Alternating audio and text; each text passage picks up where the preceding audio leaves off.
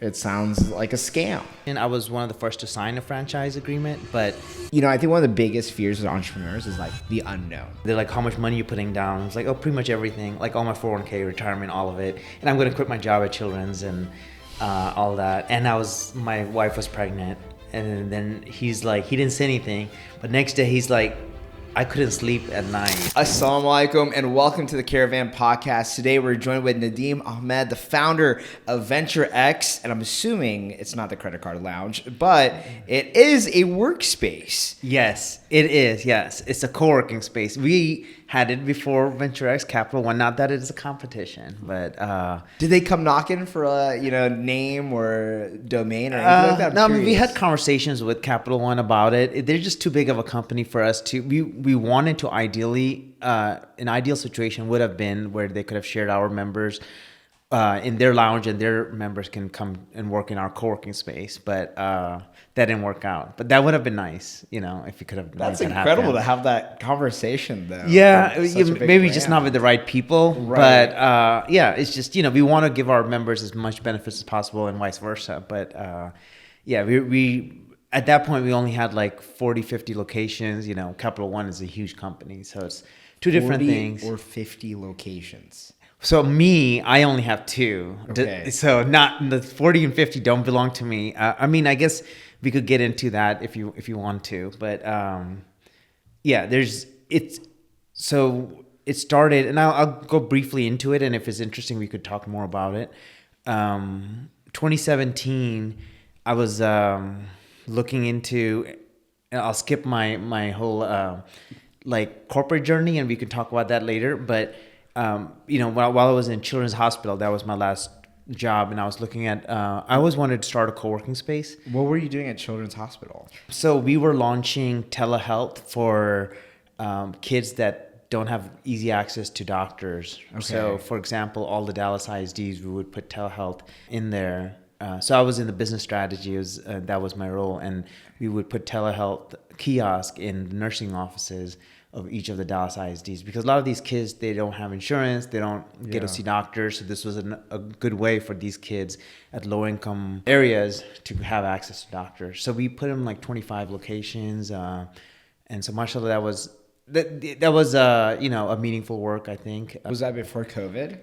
Yes. So what years were this? What was that? What years was it? 2016. Oh, so really early, because I think telehealth really became like primetime conversation, right? COVID and post-COVID, right? Yeah. So it was like 2014, 15, 16. Yeah. Like even 13, I started. That's when I started. Yeah, it was fairly a new thing then, and it was hard to get insurance to accept it. There was a whole battle with all that. But yeah, I mean. So I know we want to jump into Venture X, but I'm curious to know, because it seems like you have an interesting background, right? Going from, I guess, the business strategy side of telehealth and things like that, and eventually going into owning and operating Venture X, right? And so were you always kind of in a space of when it comes to co-working spaces, in my mind, I see as hospitality, right? Mm-hmm. You have people who are coming to this space, making sure their needs are met, and these types of elements are taken care of. Mm-hmm. Did you see those elements of that characteristics early on in your journey, even when you were young, or other jobs that you may have had?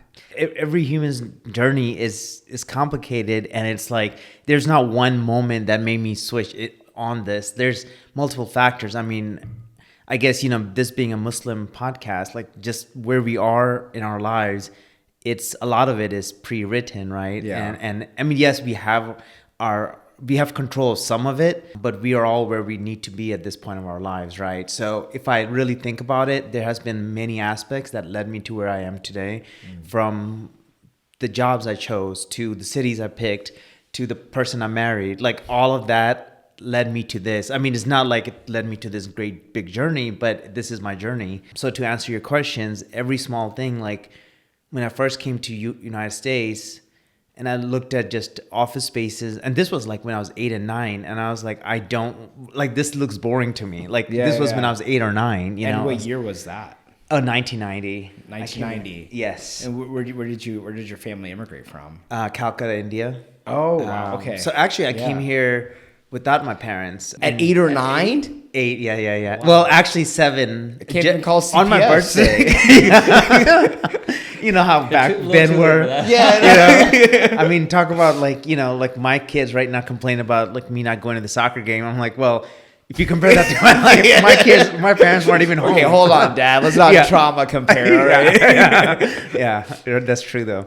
But so what forced for you to come here at 8 or 9? Like, what did you? Well, do it was to support your 7. parents? Okay. Actually, I came here. This gets worse. Yeah, you can have a sad story if you want. I'm curious. So on my birth make it even more a little sad, but June. I got on the plane on my birthday. Okay. So when I was just turning 8, without my parents, but it's a long story. But I guess my uncle came here in the 1970s, and we went through all the paperwork and stuff. And as soon as I was born, like my mom knew that she wanted us to educate us in U.S. She had been to U.S. on a visa, and then when she went back to India.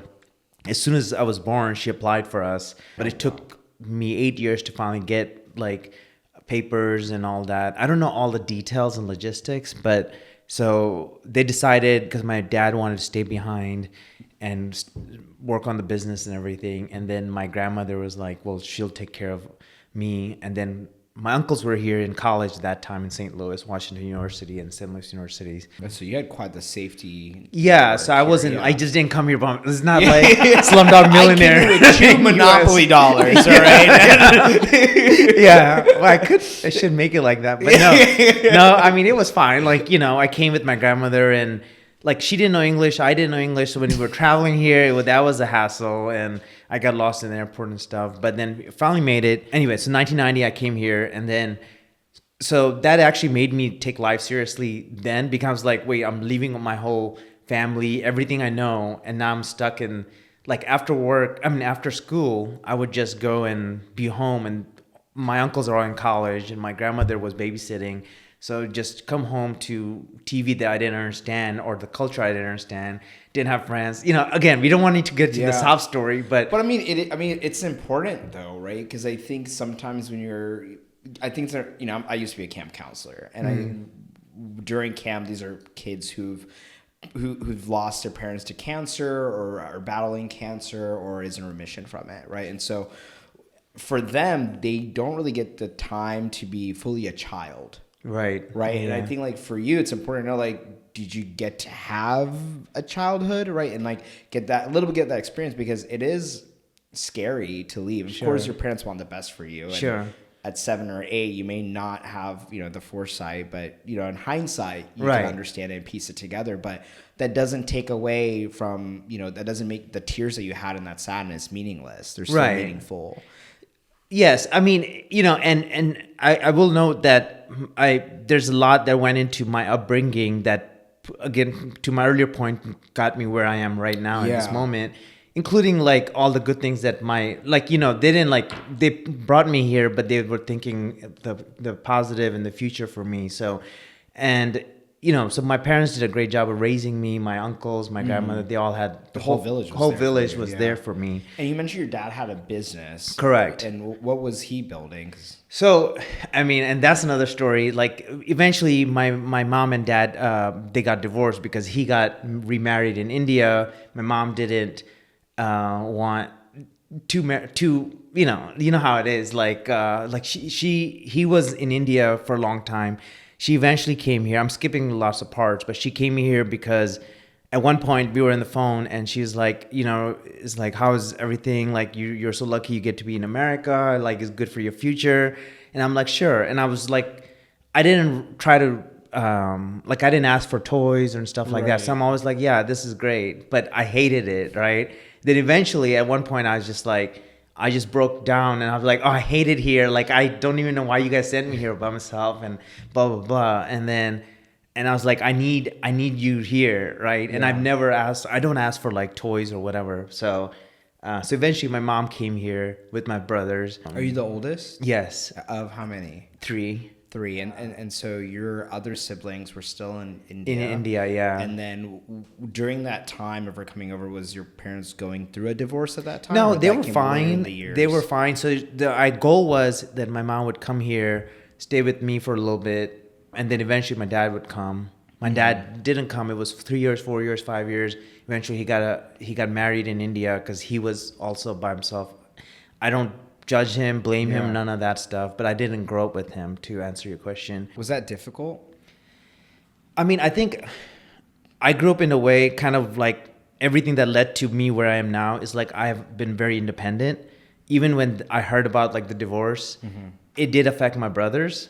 But maybe I'm weird. I was just like, well, it has nothing to do with me. Like, I'm going to live my life. Like, I had nothing to do with my dad. I didn't have any kind of resentment to him or to my mom. Like, I get it. Like, they have to live their life, the best version of their lives. I got to move on. I got to do my thing. So I've been always independent in that sense. Like, I don't blame my success, my failures, or anything of my situations into other things, whether it be COVID, politics, parents, even. You know, it's like I try to think that it's as much of my control. Of course, it's Allah subhanahu wa ta'ala leading us, but at the same time, it is He gives us the willpower and stuff to do our own thing and not blame others for it. Well, as a younger brother, it's a very older brother mindset. I feel like they share. I have an older brother, alhamdulillah.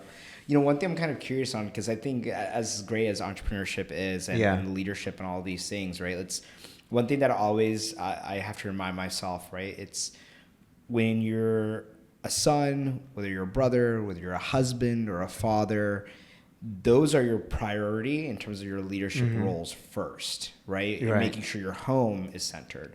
Then once you master that, then, okay, community involvement, business, those things, right? Because the family unit is absolutely critical, because that can really sway a lot of people's iman, right? The faith and where it goes. Now, when you mentioned it didn't impact you as much, but it impacted your brother. My brothers, right? Both of them, yeah. And you're the oldest, right? And you also came here by yourself, and you have your goals and aspirations.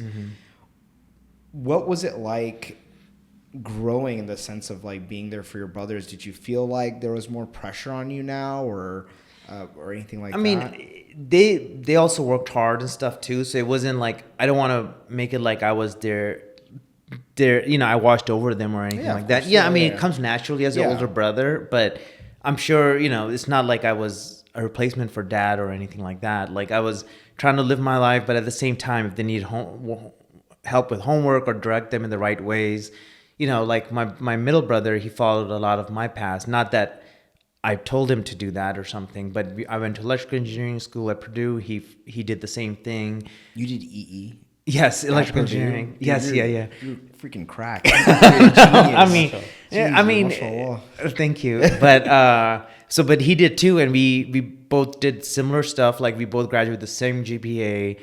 We played basketball. We did like those dance, the culture fest and Diwali and all that, you know, on the stage. I have no idea. I grew up in East Texas, but yeah. Oh, okay. Like square dancing for you. Yeah. Kind of like that. Two-stepping, but yeah. Kind of like that with some Bollywood music. But with some real dancing. But we have to touch girls though. So. That's true.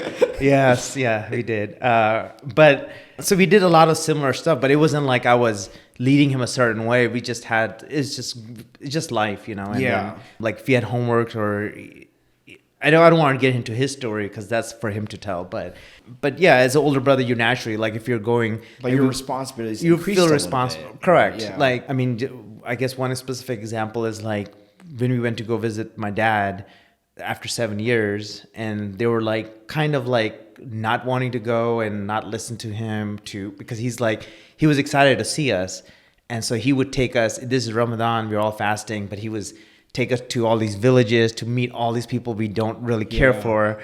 When you say 7 years, was that just physical distance, or was there actual like emotional distance, like no communication and things like that too? Yeah, both. I would say, yeah. Okay. Yeah. I mean, we would talk on the phone and stuff. But yeah, it's just like, we didn't really have, I mean, of the three, I would probably have the most experience with him. Yeah. I remember a couple of conversations with him growing up and stuff, but. Did your mom play like a major role in like who you became, or what was that like? Yeah, I mean, I think so many factors to why I'm where I am and how I am. Of course, mothers are always a big part of it. She's always been a little strict, and I mean, of course, caring and loving, but also strict. And 3 sons. 3 sons, right? And then doing a lot of hard work to, like, she had 2 jobs, and like, oh wow. So we didn't get to spend time much with her, nor did we expect her to come to our soccer games, or like, she would pick up, like, I would wait an hour after my soccer game to get a ride from her, and it's just part of life, right? Yeah. Forget her coming to soccer game. If she came right on time after the game, I would be excited about that. Did you like understand that though at that age? Because like I mean I know for me, I played tennis, but it meant a lot seeing my dad or my mom making time to come to watch me lose. It's like, I'm sorry. But I won some though. Okay, just to clarify. But was that hard on you though as a kid? And I do get the importance of parents being there. I don't know. For me, I guess I just didn't think of it that level. I just wanted to make sure they came on time so I don't have to wait there till like 9 p.m. and then have to go home and do homework. That's valid. So I guess my issues were different at that point than them coming to the game. Not knocking down on like the people that wants their parents there. Of course, I get it. My kids want me there on their games. But she had 2 jobs and stuff. So I don't think that was a priority for her. Maybe with a mother and father, then that could happen. Yeah, I guess so. So when you were going to college, by that point, your siblings, your mom, they're all here, right? Yes. And you guys are all living together. Yes, thankfully. And what's the age gap between you and your siblings? So my middle, Nadim, and then my middle brother is Fraz, and then my youngest is Shabazz. So the second one, he's only like 11 months behind me. Oh wow! So Irish twins. What is that? Irish twins. Yeah, kind of. Yeah, but he's a lot of similarities. Again, like I was saying, we both graduated with electrical engineering, same MBA. I mean, same GPA, and then we both went back to Purdue for MBA and did that. Graduated again with same GPA, same activities, all the same things. Yeah. And my third brother is 5 years younger. Okay, so it's more of a little gap up there. Now, so you're going to college. Obviously, the middle one's a little bit, not too far behind. Right. What was that like leaving? Did you have to leave home, or was it? Yeah, I mean, I lived in St. Louis. I grew up in St. Louis. So I went to, it was in West Lafayette, Indiana. So that's like 4 or 5 hours away.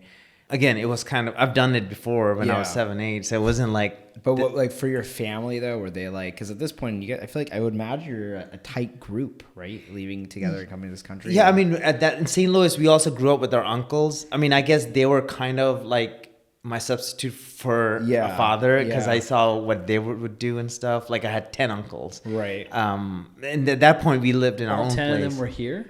In St. Louis. Oh, well, wow. no, not all 10, 8 of them. And are these your mom's siblings? Correct. Yeah. Oh, wow. Yeah. 8. And so I saw a lot of their lives, and kind of, I just picked and choose from each other's their personalities and kind of blended into mine, I guess. Build their identity. Yeah, That's my awesome. own identity. Well, I was gonna say, like, what were some of the things that your uncles were doing at the time that you felt influenced, like, you in a lot of ways? Like, were they like businessmen? Were they professionals? Like, what were kind of some of the things that? That's interesting. I mean, they were all like studying at that point, and either engineering or doctor.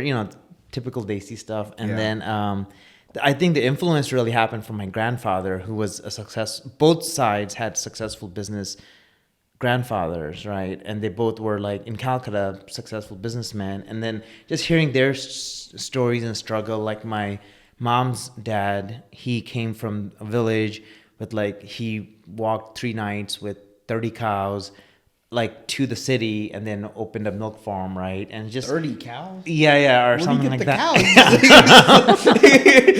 Yeah, that would be come on. It's a big journey, but him doing that to becoming like a real estate, like having a bunch of apartments, rubber factories, and cake factories, and his stories, even the stories, like, since this is a Muslim podcast, I mean, one of the things that's stuck with me is that in Christmas, he would make Christmas cakes and give it to all the Christians there. So just the acceptance of all these diversity, right? Like, he wasn't just like on Eid giving stuff, right? Like, And it wasn't like to promote his business or anything, because we lived in a Muslim community in India anyway. But it's just like those kind of things. And then so my grandfather, he was hardworking and stuff, so that influenced my business side. But then to answer your question about my uncles, I guess they all had different personalities. So I picked from all of them different things. Like one of them was into real estate, into like flipping homes. He made some good money out of it, and so that actually. One of the things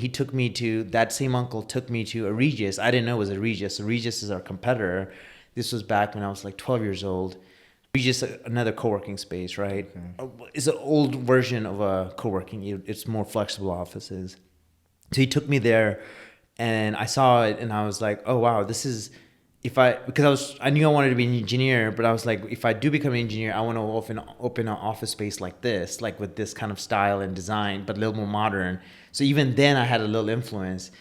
I didn't know it was a Regis till I told my uncle. I was like, remember that one place you took me one time? He's like, oh, that was Regis. And Regis is a competitor of ours. So it's interesting that like those small things just influence you, right? And I would think like, okay, if I'm going to open an engineering firm, and then it's going to be like, the Regis was a little too like, felt like a doctor's office. I want to make it more open and more incubator style, and just the weird kid I was, I guess. I was 12.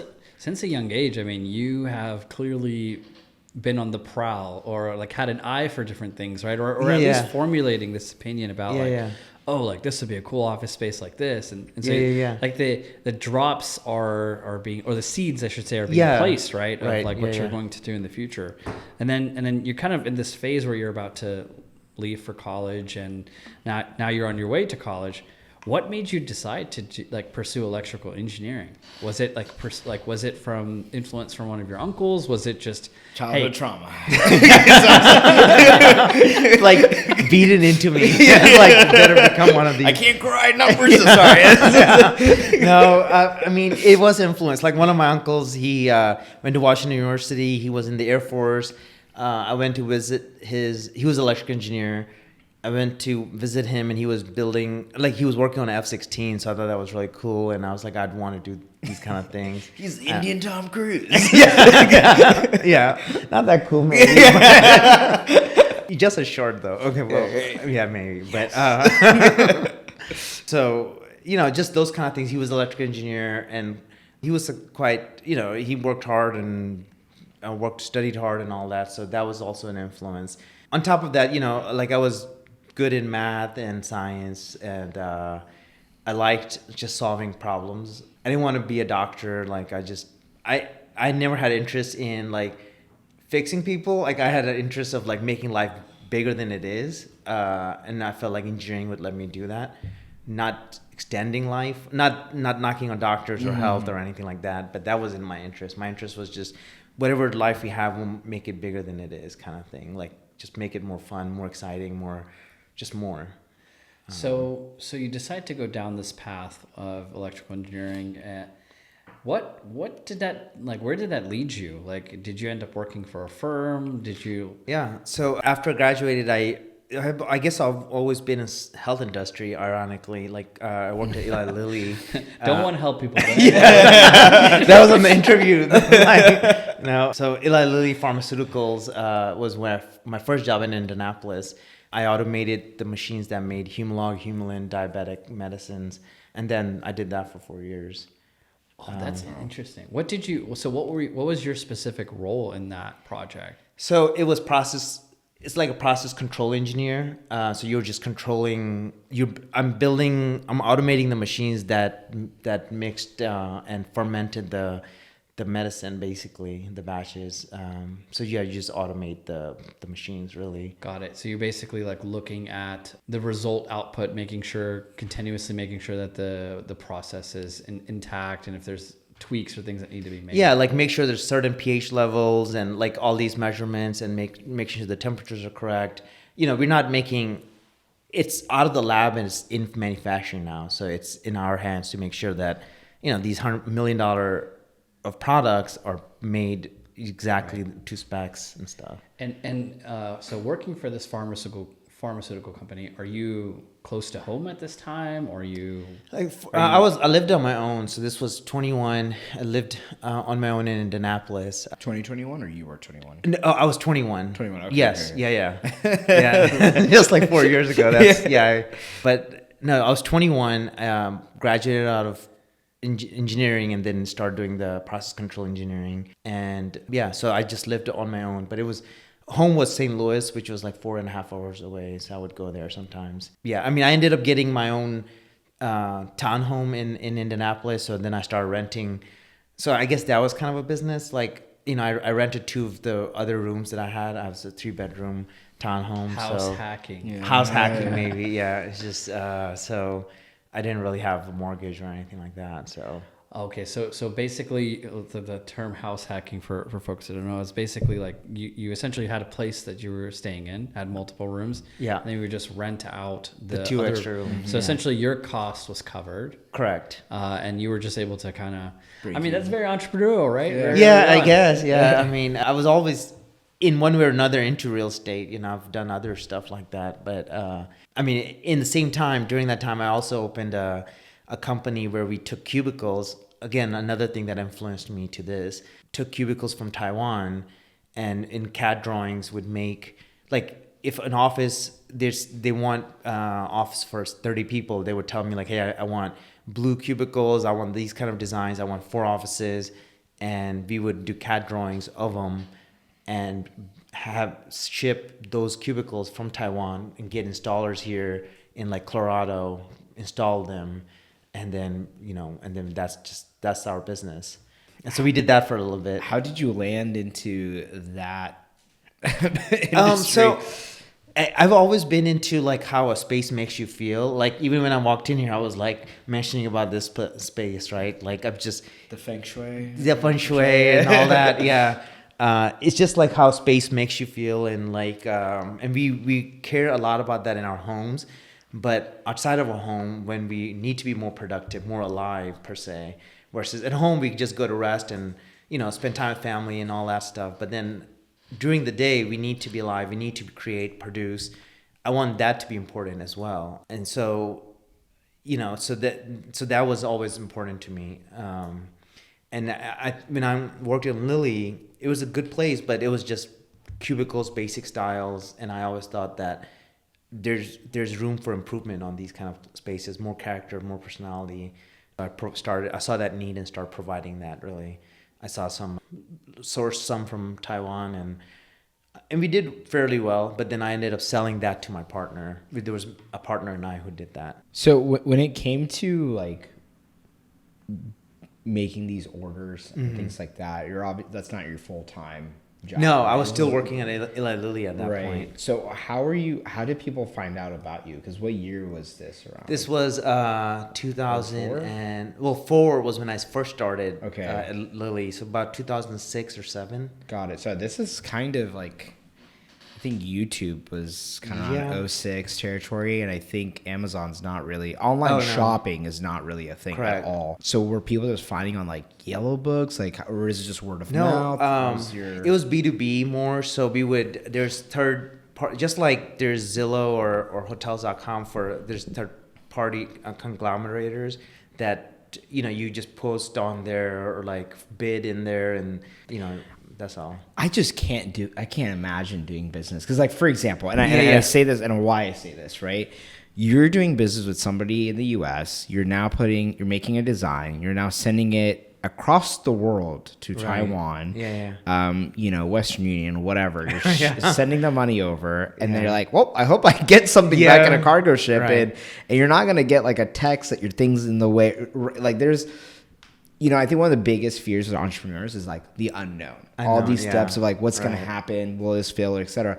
I feel like here, it's like, for me, I'm like, do they have a website? Can I see it? Do I know this person? Can they like... Fair point, yeah. How did you... I mean, I know that was just the way of the world. I understand that. Right. But like talking about it now, hopefully you can empathize that it sounds like a scam, right? Sure. Like someone could easily scam you. Yeah. Where did you find kind of the courage or the confidence that like, oh, this will work out? Like, I know this person will deliver. And that's why when people say like, oh, we want to be entrepreneurs, or some people are like, oh, that's cool, I want to quit my corporate job. Just like not everyone should be doctors or engineers, not everyone should be in because this is not what ultimately will give you peace and happiness, right? It's what I want, because I want more risk and more reward. Like I want life to be bigger than it is. But some people, you won't be able to sleep at night with some of the risk investments, right? And stuff like that. I mean, for example, when I told like one of my uncle, I won't say who, but I told my uncles, like we were like family gathering, and I told them like, hey, I'm doing this co-working thing. They didn't know what co-working was. And what year was this? 2016. Okay. And then I told them, they're like, how much money are you putting down? I was like, oh, pretty much everything, like all my 401k, retirement, all of it. And I'm going to quit my job at Children's and all that. And my wife was pregnant. And then he's like, he didn't say anything. But next day he's like, I couldn't sleep at night. Like I was, like, he's like, just hearing about the risk you're taking. yeah. I was like, he's like, and also I had so much hopes for you, and like I'm kind of disappointed, to be honest. Like I that this is what you're doing with your life now. It's like, I don't know, it was such a big deal, and like I felt like I don't know, said I'm going to be a stand-up comedian or something, And at this point, co-working spaces, and I'm sure but like with WeWork, right? Was this at WeWork's like kind of prime time? They were just yes, they were at the top level at that point, right? 2016. I mean, 2012 is when they started. 2016 is like when they started becoming like they were going public and all that stuff. So yeah, it was just becoming a big thing. Like this is a business. Like this is something others can do. And so you're jumping into this. You're making a bet that is everything. Yeah. And you mentioned that you're married. Like what did your wife think? I mean, mashallah, she was supportive, of the whole thing. I guess she had some faith in me. Enough to carry your child. Yeah. I mean, so she was supportive. I mean, ironically, I was a children's hospital with good children's insurance, and we were having a baby, and I went from that to no health insurance. And even our first location we opened was literally a week after we had our child, Noah. So. What was the urgency of like we need to do it now? Because like you mentioned you had free insurance and a child being born, I imagine, as not a dad, but I imagine it's expensive. Yes. Right. So was there like we need to do this now? Like we can't wait. I'll front the cost of outside of the insurance benefits. Yeah. Like what was kind of circling that decision? I mean, I guess the way I behave, and maybe it's the way my mindset is, like. I just give it my 100%. I'm not too worried about the results. Like it's like in school, like as long as I've done my part and like studied what I need to, if I get a B or C, that's fine. It is what it is, but I've done my part. So yeah, same thing with business. Like I've crossed off all the boxes, and business makes sense to me. Like politics don't, a lot of things don't, but business, if you do all these parts, there's probability of success is 70-80%, and that's good enough. Like I will fail some stuff, but that's just as good as stocks, right? I mean, when we put money on our stocks, I mean 80% chance we'll get good returns or not, right? So it's not gambling, it's calculated risk, but now I have control over like putting money in stocks and hoping something the CEO of that company is doing whatever he's supposed to be. At least now I have control. I've checked all the boxes. The results should be 80% of the time be in my favor. So I'm okay with failure. I am going to fail in some things, right? But that's if I do 100%, I'm not taking enough risk. And this is like post MBA, right? Correct. Yes. What do you? Obviously you're coming from like an engineering background, academically at least, and now you're post MBA. Do you feel like getting your MBA at that time was extremely beneficial for you to have that statistical understanding of, being successful into? It really depends on the person. Like some people, engineering could really change their life, or MBA can change their life. It depends on the person. A lot of people get MBAs and don't make much out of it. Also, it's just, I think the way my my mindset with engineering, I mean, I learned the analyticals, but there was also a creative side to me. And not everything had to be so black and white. Engineering is black and white. Like, this formula will get you these results. But there was parts of me like that, in as an MBA, I launched products where engineers would be like, that's not possible. Like, we have tried that didn't work, but we made that happen, right? Kind of not as crazy as Elon Musk, but like those kind of things. Like, there are, just because people haven't done it in the past doesn't have to be black and white like that. Yeah, there's still a little bit of a timing and art to it. Correct. Right? Like, yes. Pythagorean theorem, same numbers, same formula. Exactly. A million years ago, or 3,000 years ago, let's just say. And then now it's gonna be the same result. Exactly. So there was that side. So MBA did help me validate some of that way of thinking by giving it, fundamentals to it. And so, yes, MBA was very helpful for me. It gave me a lot of the common sense stuff, but it put it in good words and logic and calculations. So you mentioned you confiding your idea to your uncle. And I mean, I think when you have a big idea that you've thought about, that you're putting everything into, it's not like something you just tell the whole world, right? Yeah. So I imagine this is someone that you trusted and appreciate their opinion and their input. Sure, yeah. How did that feel when, because obviously they care about you at the end of the day, right? They would not have a sleepless night if they didn't care about you. And to be frank, it is, it's a crazy statement to say, I'm giving up everything for this one bet, right? Yeah. And generally most people are ignorant about almost everything, right? And so even if you think you're an expert, a true expert knows that they don't know anything yet, right? And so I think in that sense, their intention is probably from a place of care. But in that moment, how did that feel for you? And like, how did you handle that relationship, post that feedback? Because again, you want the confidence from others too, so you can push through. But I'm kind of curious on how you navigated it. I mean, so I don't know if, again, I'm kind of odd in that way, eccentric maybe, like, and people may not relate, but those kind of things don't affect me. Like, I don't know what it is. Like, it doesn't affect my way of thinking about, like, I will listen to all the opinions, and yes, I will change my opinion or state of mind based on that. But like, if it's logically sounding stuff, like if they tell me like, hey, I've looked at these competitors and they're opening right there and then their prices are these, then I'm like, oh yeah, it's okay, I can't do that then. But I know where he was coming from, is caring, so I wasn't taking it personally or emotionally. But I took it just with a grain of salt. Like, I understand from his perspective, like, not knowing the business and like what his thought process is. And it made me, I mean, I did stop and think about it. I'm like, wait, am I taking too much risk? Because there's some of that too. But in the end, I still thought, like, I looked into all of that, and it didn't really affect me too much to like make me stop or anything or hesitate. When you opened your first location, like, I'm sure you guys, talked about it, like what.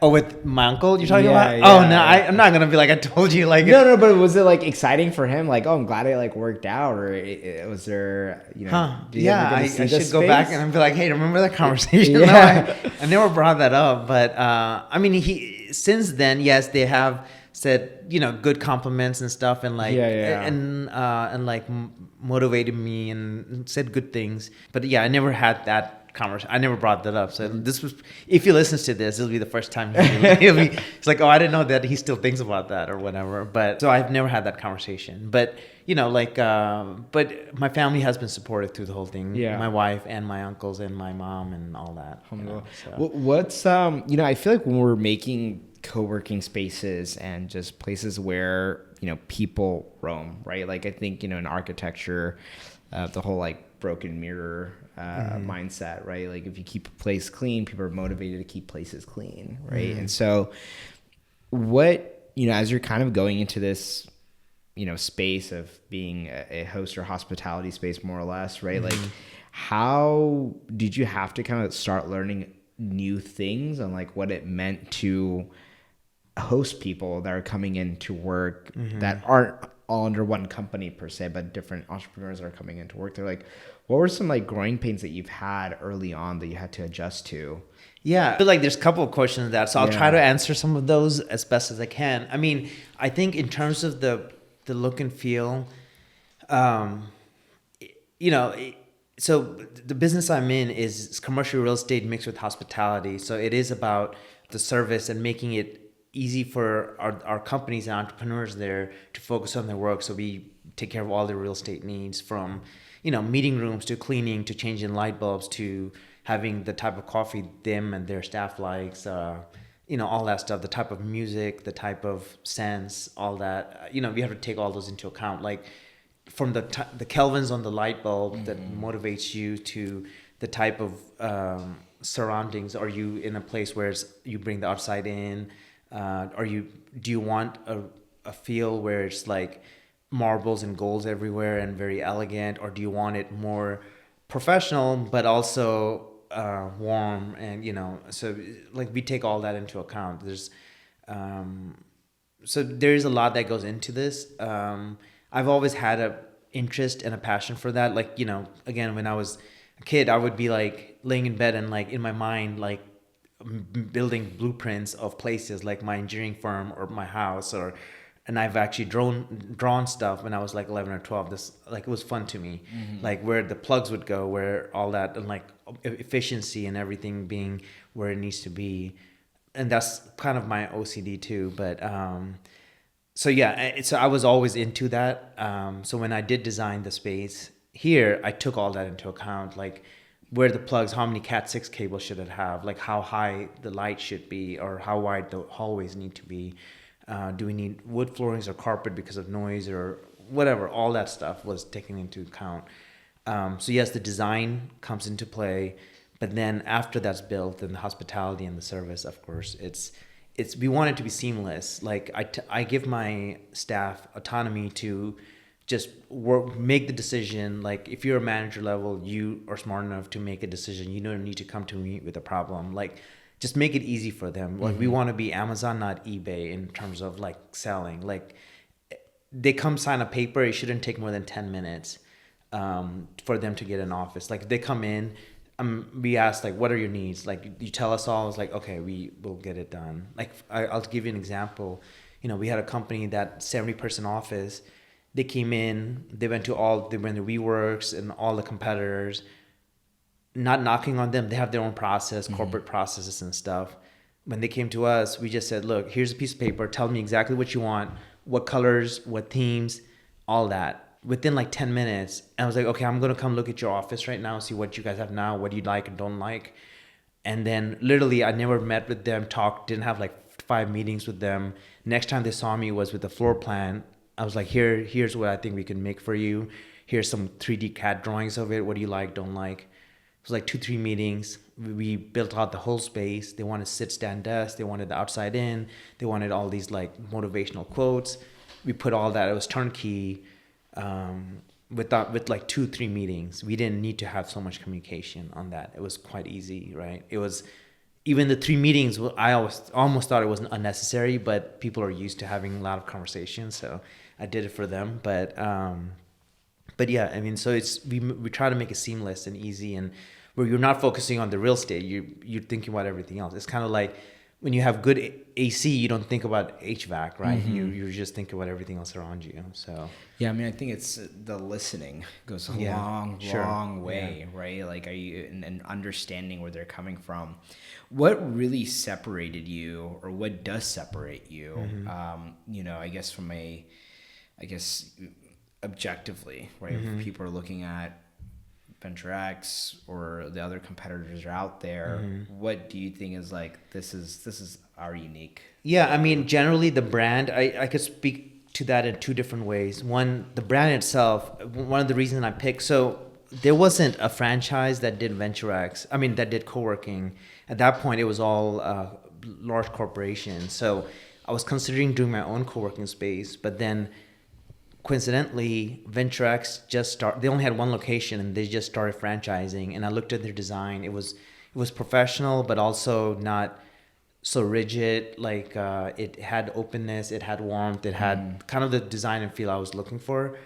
I didn't want to do my own. If I did my own, I would have more profit margins. But if I did my own also, I would not be able to have the same kind of advantages that like a WeWork had, where you can be a member and go to any location. Like we didn't have that whole the scale. Yeah. So like that benefit. Correct. Yeah. So I didn't want to be either a Me Too product or inferior product. Like I wanted equal or better product, right? That was kind of my product management background that instilled that into me, of like launching products that are better or providing some kind of differentiation. So with that, so I signed the first friend, like I was literally in 2016, they put it out on their website. I called them and they didn't even know that they had that as a franchise. I mean, long story short, basically I was one of the first one to sign a franchise, and since then there has been like one opening every month. Wow. So it's been a successful brand. So were you one of the first locations in DFW then? In DFW, yes. I was in the first location. I was one of the first to sign a franchise agreement, but there was a couple open in Canada and San Antonio by the time I got open, because banks didn't support co-working at that point in terms of loans, SBA loans. Oh, interesting. Because they didn't know what it was. So that took me a while, and then the lease negotiation took me a while. So by the time I opened, it was 2018. What was like the financial breakdown for like becoming a franchisee of a co-working space? Like what was the down payment? What's like the cut that they take? And I mean, generally to open a co-working space, you're looking at about like $2 million in investments.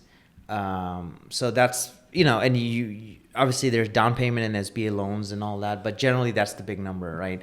You need about $2 million per location. So its business model could be similar to like a gym or a hotel, but you actually own the real estate. We don't own the real estate. And are you responsible for finding the location, or do they have a scout because team that time it helps was you? fairly new. They didn't have like established formula and stuff. A lot of it was, pretty much I drove around to a bunch of commercial buildings, talked to the landlords, negotiated on my own, did a lot of the design myself. And so it was a lot of hands-on at that point.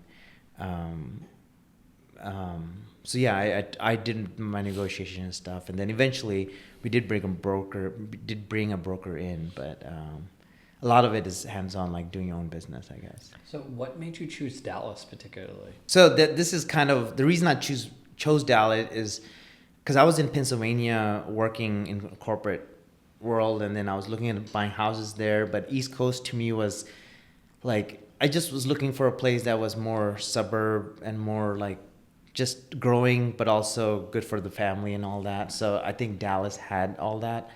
And I picked some like 10 different cities that I thought would fit, like even Nashville, Tennessee, for example, or like actually the ones that at that point Amazon was looking at those cities too, like Boulder, Colorado, or. Did you do the thing where you just took their list and said, "Hey, yep"? No, I should have, I guess, but it was very similar. Even Raleigh, North Carolina, but but like a lot of the same things, and then I just started applying to those places, and so I picked Dallas before I picked co-working, so it was the other way around. I picked Dallas to stay, and then I saw the need for that in Dallas. So like you have a very unique perspective because you're surrounded by the local entrepreneurial community, particularly in Dallas, right? And it's a growing, massive city. 8 million people in Dallas, and I think every day there's like 490 something that are moving here. Right. So it's a major hub.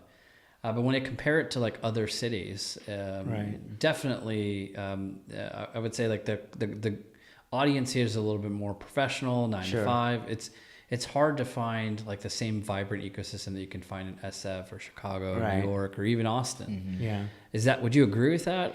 I do agree. I don't know enough about, I've lived around Chicago, so I don't know. I definitely with Austin and San Francisco, I do believe that. Like you can't compare with the entrepreneur vibe there in those two places.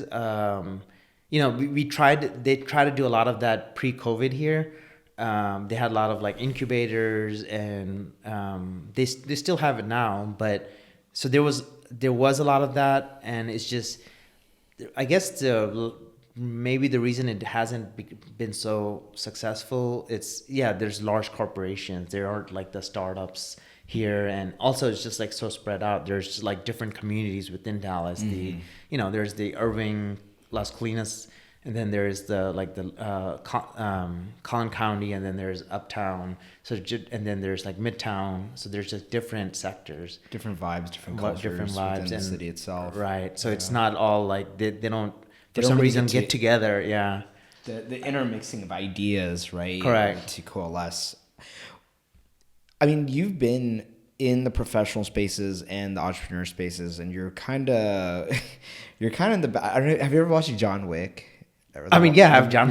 Yeah, so I don't use guns though. But okay, yeah. You're in Texas, but yeah, but you know the hotel, right? The hotel, yeah, right? You have all these hitmen and women coming in from different parts of the world, right?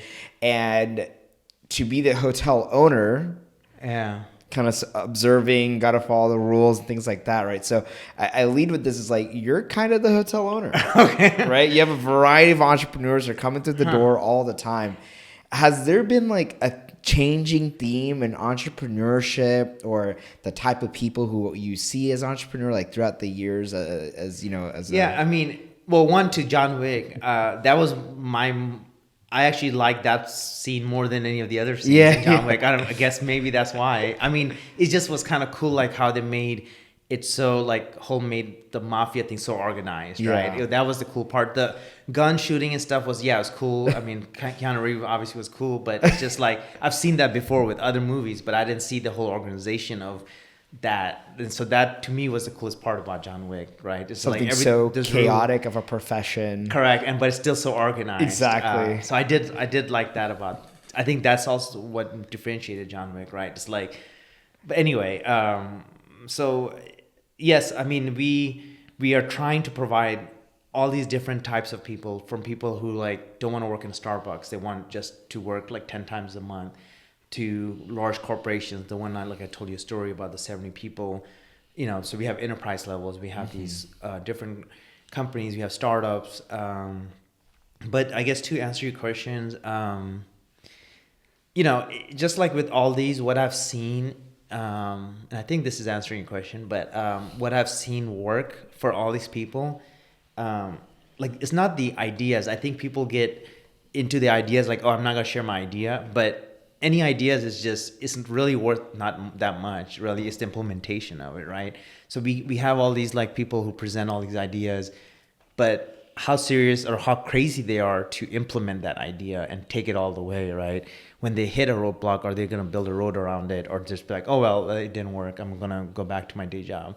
So it's really about that, how much they believe in it, how much they're willing to go around all the hurdles. There will be hurdles every single day. So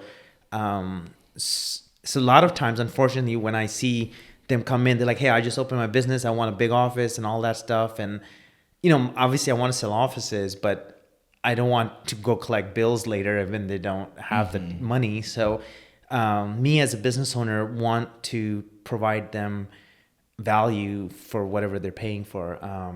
So I think the people that are successful or one stick with, I guess, their core competency, what they're good at, but also are willing, have the dedication and the discipline and the grit to take it all the way, I guess.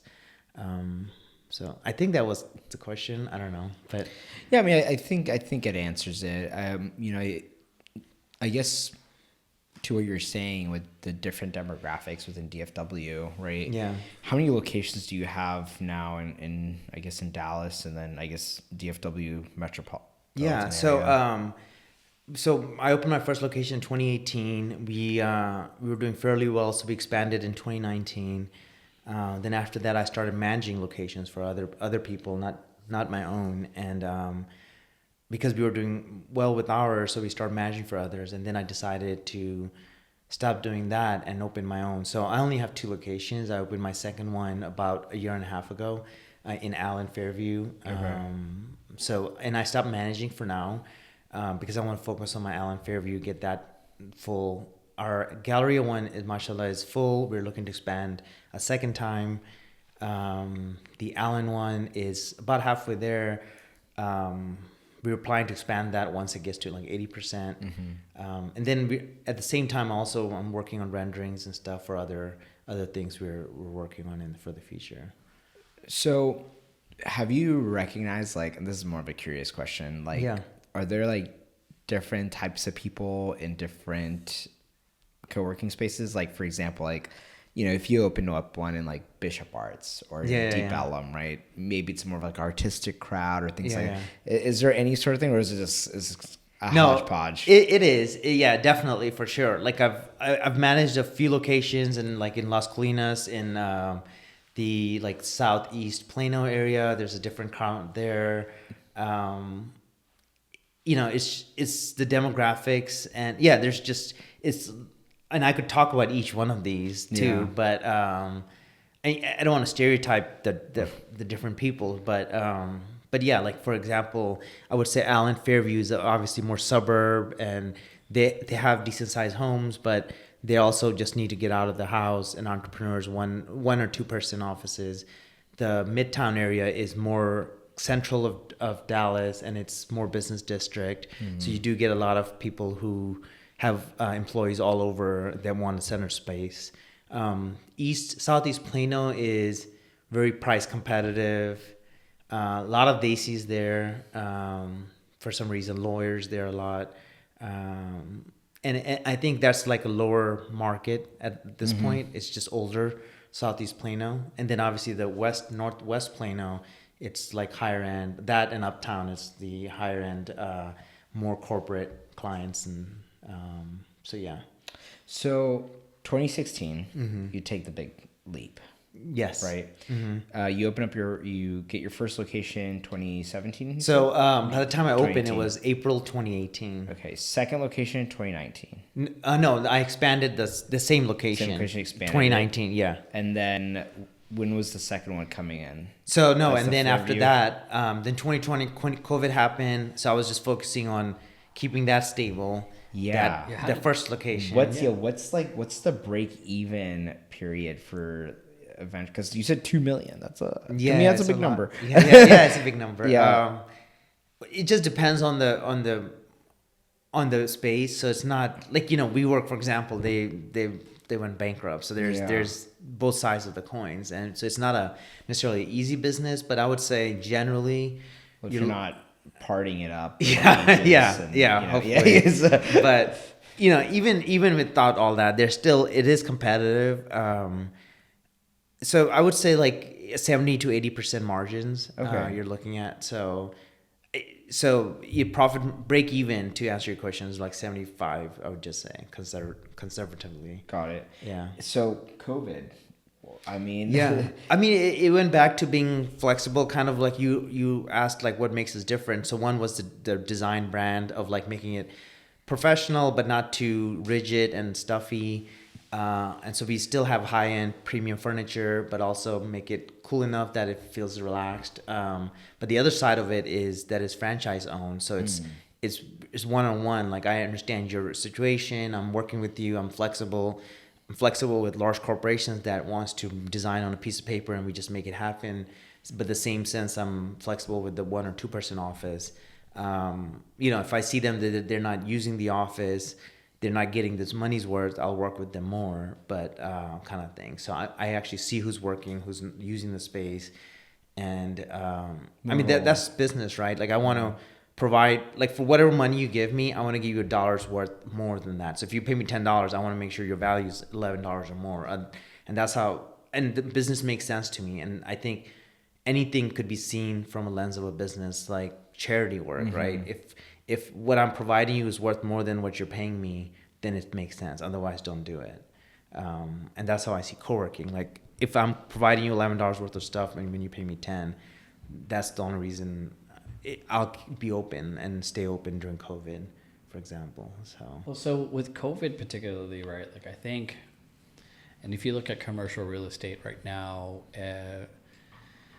in general, like, let's just talk about COVID, coworking, and WeWork specifically, right? So with WeWork, like, one of the big issues that, aside from the thing that Naveed was talking about earlier, is that they expanded so quickly that they were over leveraged. Right. They had these long-term leases in place. And that was kind of the way that they were trying to fund and continue to raise more capital and valuation. Where they got hit was when there was like things in the market that were happening that were, where their tenants had short-term leases. And so they were basically taking all the liability around and the risk associated with long-term rentals and locations on the commercial side. COVID, oh my God, that's like a perfect example of like where everyone's pulling out, no one's even going into the office. I mean, that's a significant challenge. How is like what you were involved with VentureX, these VentureX locations, how closely related was that issue to you? And how did you manage some of the turbulence that was going on in commercial real estate in general, in terms of being able to provide a valuable service for having a co-working space during COVID?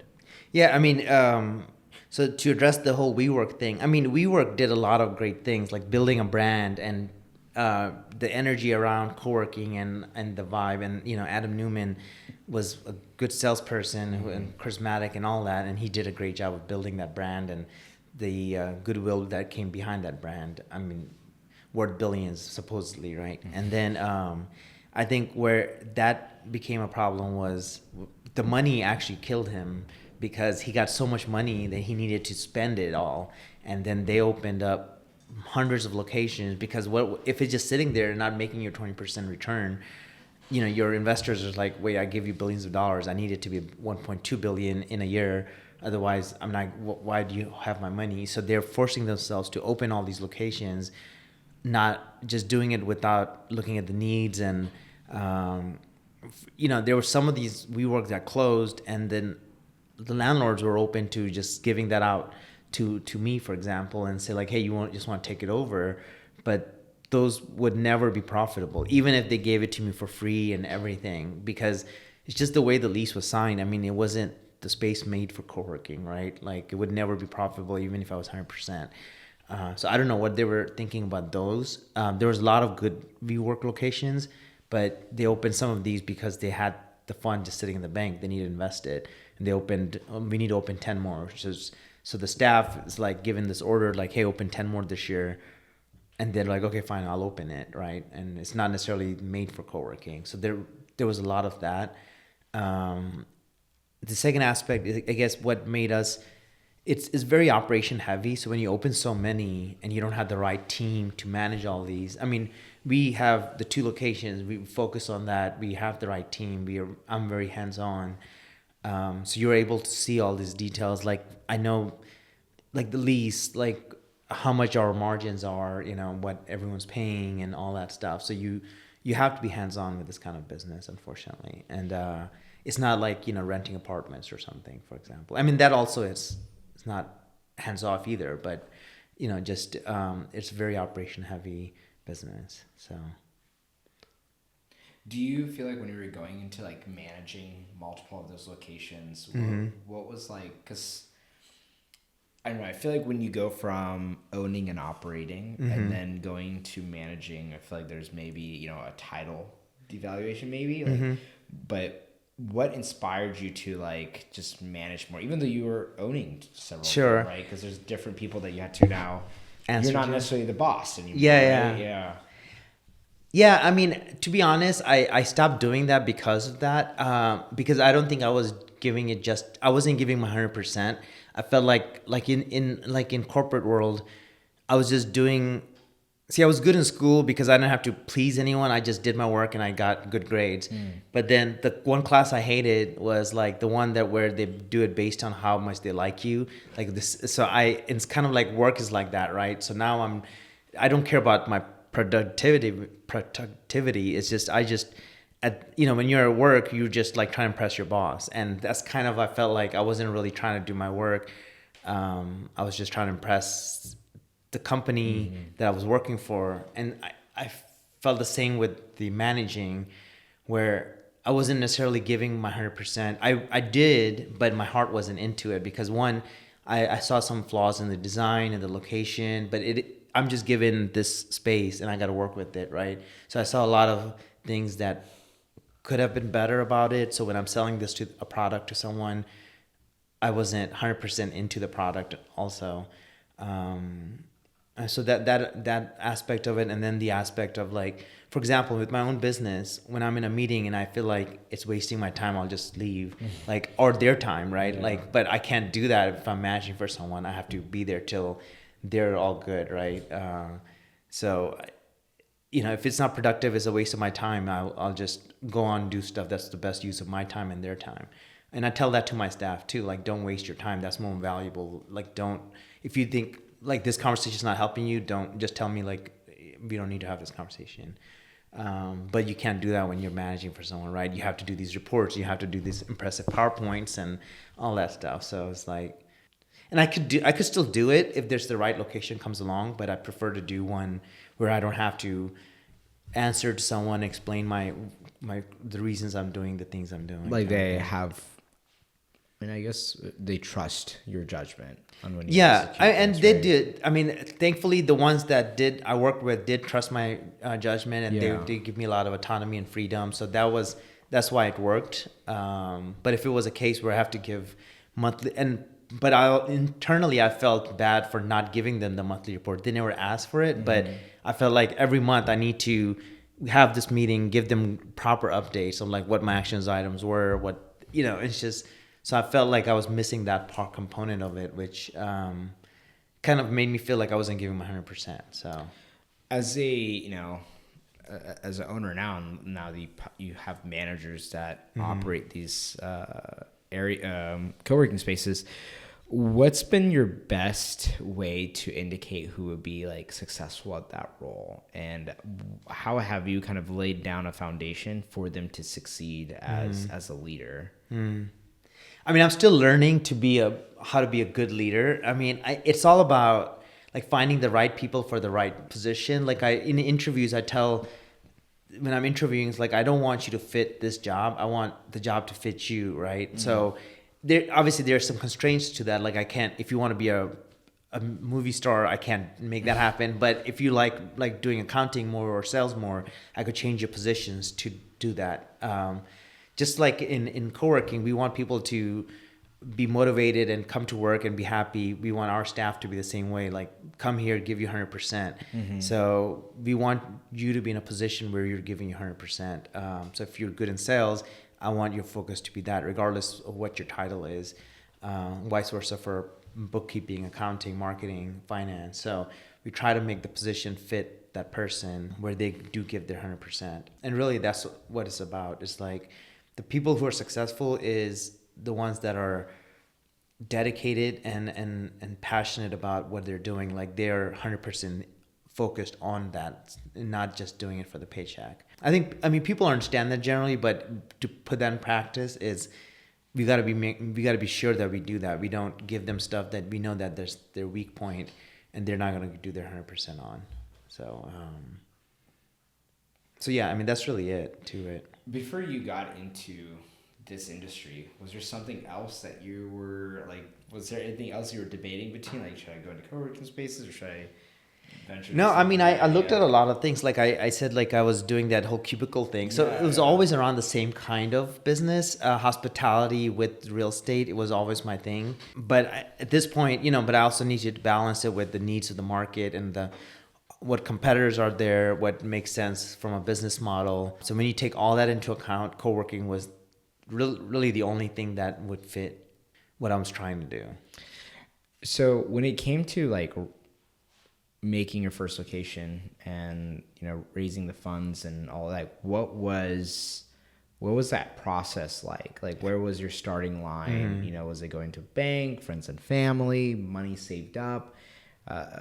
Yeah, I mean, I wasn't like a startup. Luckily, I wasn't like a software company that needed to raise like venture seed money or anything like that, luckily. But it was really just my savings, 401ks and stuff, and then going to the bank and getting loans on that. And then when we were expanding, I did bring in family and friends and stuff for that. So really, that's all the money I need right now. Did your brothers ever want to join in? So my brother, he's investing in this business, but he actually quit his corporate job. I don't think he did it because he's not following me or anything, but he started a gym now. So that's awesome. Yeah, I guess so. Where at? In Santa Monica. Okay, I can't go there. That's no, too yeah, far. yeah. If you're around the area, yeah. In California, Santa Monica. Santa Monica, yeah. Actually, I might hit you up if that's okay. I mean, I work out 6 times a week, so. Oh, okay. Yeah. But where are you? You live in Dallas? I live in Dallas, but my cousin lives out there. Okay. And so usually when I am in like LA or in that area, Santa Monica. Let me know. Santa Monica, yeah. So. Yeah. I mean, he has some celebrities that go to his, like the Harold and Kumar. The what? Harold. One of those. those. Harold goes to that no gym. White Castles on the side, I guess. Right? Yeah. So yeah, I mean, it's a cool spot, and he's doing that right now. He used to work at Gap he was like a supply chain director or something like that, but which was good. But he, I guess, wants to do his own thing too. So Yeah. we'll see how that goes for him. Well, I have one last question, unless you got something that comes up, which is, I think throughout our journey, we get a lot of good advice. Mm-hmm. And one thing I'd love to know from you is, what's one advice that you received that you felt like had the biggest impact on the trajectory in the things that you do, or the way you do business, or however you operate? I think it's not necessarily one advice, but it's just a conglomerate of the different things people have told me, and then what I have concluded from that, I think, is you really just have to I guess I'll give it in like quotes, like, there's, and I may get this wrong, but like Einstein mentioned stuff like, if you're a fish climbing a tree, you'll spend your whole life thinking you're not a genius or something, right? Like that. So it's one, find what you're good at. Kind of like, if you're a fish, stay in the water. Like I tell my kids about the rabbit hair story. I'm like, that's all wrong. Like actually the smart one there was the rabbit, even though he lost, the tortoise and the hare. Yeah. Because what he was good at was racing. Yeah, he lost that one race, but the tortoise, he would have never won. So actually, tortoise he's not the intelligent one in that story, right? Because he's not doing what he's good at. Like, he's slow. He luckily won. Yes, there's, like, he didn't give up. But so to that point, stick with what you're good at, So that's one thing. And then the other quote is Bruce Lee, I'm not afraid of one man who does 10,000 kicks, but who does one kick 10,000 times. Yeah. Again, I screwed up the quote, but you get the point, right? It was, I'm not afraid of the man who knows 10,000 types of kicks, but I'm afraid of the man who does one punch 10,000 times. Okay. Something, yeah. But becoming a master at one craft is far impactful than just doing a bunch of small things at a low level of efficiency. Exactly. Right? Yeah. So thanks for phrasing that. But we'll correct it again. I swear. For sure. But the idea. Yeah, the idea. You get it. Part, so I think it is really that. I see a lot of people doing a lot of different things nowadays. With like, our interest goes everywhere, right? Like you every time you're on the phone, you're like, oh, this looks cool. This looks cool. This looks cool. But you would really have to stay focused.